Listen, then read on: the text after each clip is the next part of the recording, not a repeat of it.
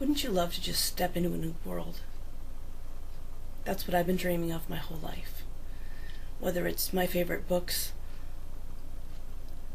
favorite periods in history, or video games that I just love to go meet my friends in. I've always dreamed of being able to have a world that I could step into and immerse myself in more fully. In the next few minutes, I'll be sharing with you the process I'm learning to do exactly that, to bring these new worlds in a virtual reality to life for all of us to explore together. I'll show you the process of designing, building, and integrating the elements so that we can look at it all together.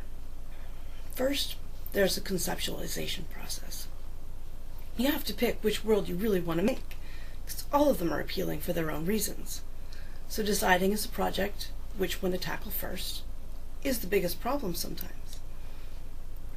You have to research content for historical accuracy, if that's a factor, aesthetics from design.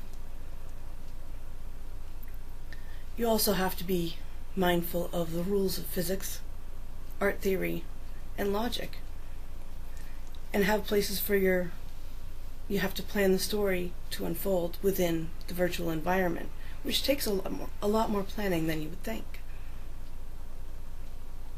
Then you have to draw schematics, very technical drawings that give you a plan for building these in the virtual environment. The next part of the project is to actually create the digital landscape as you've designed it using 3D software. Each element must be digitally molded using very complex software. Textures and materials will need to be applied, and they must all be integrated in the same virtual space together. You also need to consider the characters that you want to create in this world. After all, you need to populate the landscape with the favorite characters from the stories, or people to inhabit the area. Also, it's needed to provide people playing or exploring your landscape with these digital skins that become the avatars that they themselves are going to control.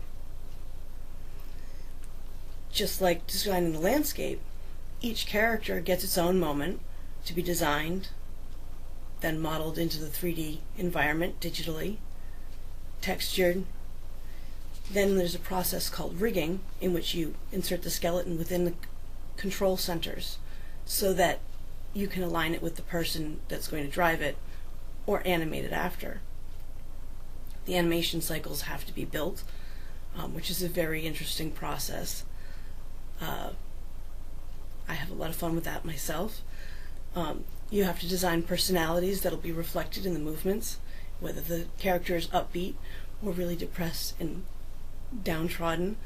That can reflect in the character's movements.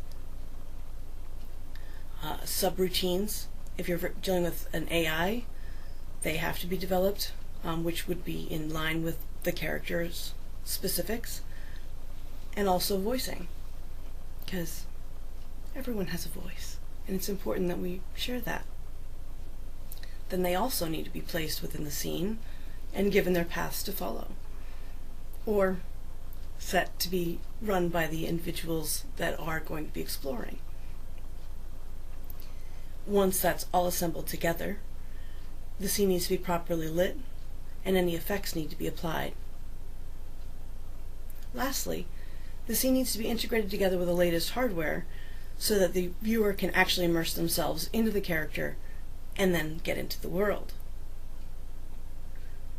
I still look forward to learning more about this, but technology is always moving forward, and there are many things out there already that just seem like they would be a lot of fun to work with, and I can't imagine what it's going to be like even in the next 6 months or a year, because there's always innovations in technology, and it's always a wonderful thing for me to keep up with.